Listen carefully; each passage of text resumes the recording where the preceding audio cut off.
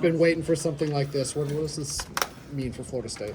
Honestly, we've been saying it all week. This is our chance to prove that, like, we're not just some little one-and-done team that we can't just beat lower-level teams.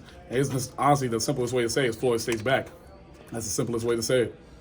Jared, what did you see on the extra point block? Where were you? What did you see of it? The last one? Yeah. Honestly, they tightened down the splits because we kept getting back there as a D-line. So they tightened it down a lot. I had 3 dudes on me. I knew the second, like, all 3 of them came on me, I said, somebody's taking this. Like, somebody's taking this. And then, like, I'm trying to push back. I just hear, my bad. I just hear a little smack. I turn back. Ball hits the upright. Goes down. We can start running. I can't remember what happened after that. How'd you get through on the first one? They just let me through. Like, I don't know what they were doing. That was a mistake on their fault. Do you think they changed their look for the extra point because of you getting through on the field goal? Most definitely. They weren't doing that in any of their film with the coaches from Cincinnati. They weren't doing that from the spring game. They weren't doing that at all. The whole game before that, they weren't doing that. And then that last one, I feel like they got scared of what we were doing up front. So they brought everybody inside. Was anything said after the touchdown to get you guys to focus in? Because it could have easily just kind of let them hit that and go to overtime. This was a time. This was time to shine. Big time players make big time plays. And I was the time to shine. Like, it was just that simple. We need somebody to take it. I'm sorry. You feel like the sacks kind of let people know that you're not a guy that started your career in FCS school and you belong at this level? To me, honestly, the coaches always told me I belong at this level. They told me I should have never been at a lower level school. I should have always been playing the best of the best. But then I guess here was my chance to actually show them I can make it in the FBS and be a very big factor. I had a lot of mistakes on my part, a lot of sacks I should have had, but should have, would have, could have. Got it next time. How hard was he to bring down? He was quick. He was quick. The first drive he had me, he did a little shake. I was like, whoa. Like I thought he was like I knew him and J Trap had similar styles, but they were very similar. Have you ever been involved in a game where you had with two block kicks and 2 fumbles on a punt? No, we had one game where we had a block kick and a fumble, but we never two of each. What was it like to see the fan support that you guys had here?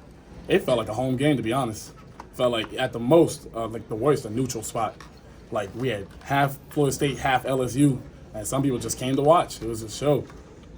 So did you guys believe coming into the game that you guys could play like this? I mean, We knew. What gave you that belief? Coach Norvell every day tells us how much he loves us, how he chose each and one of us to be here, hand selected, and we all chose to be here.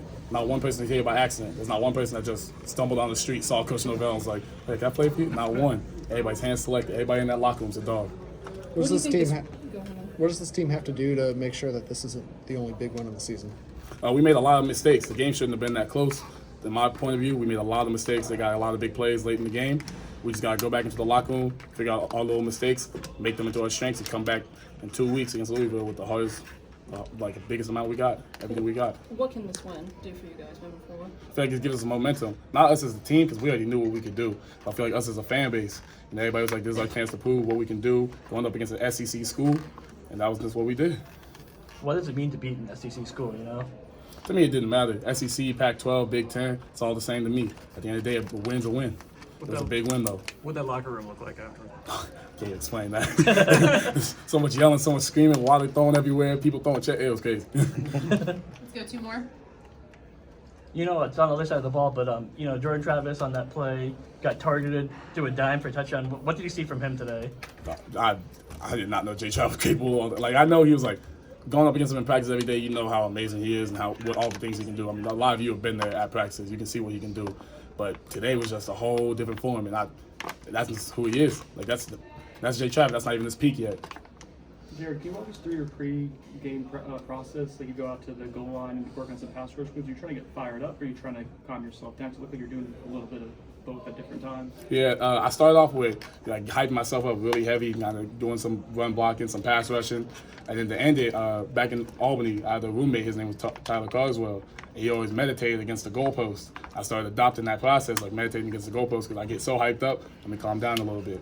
And I had to give him that one. Like, he's the one that got me calmed down. Thanks, Jared.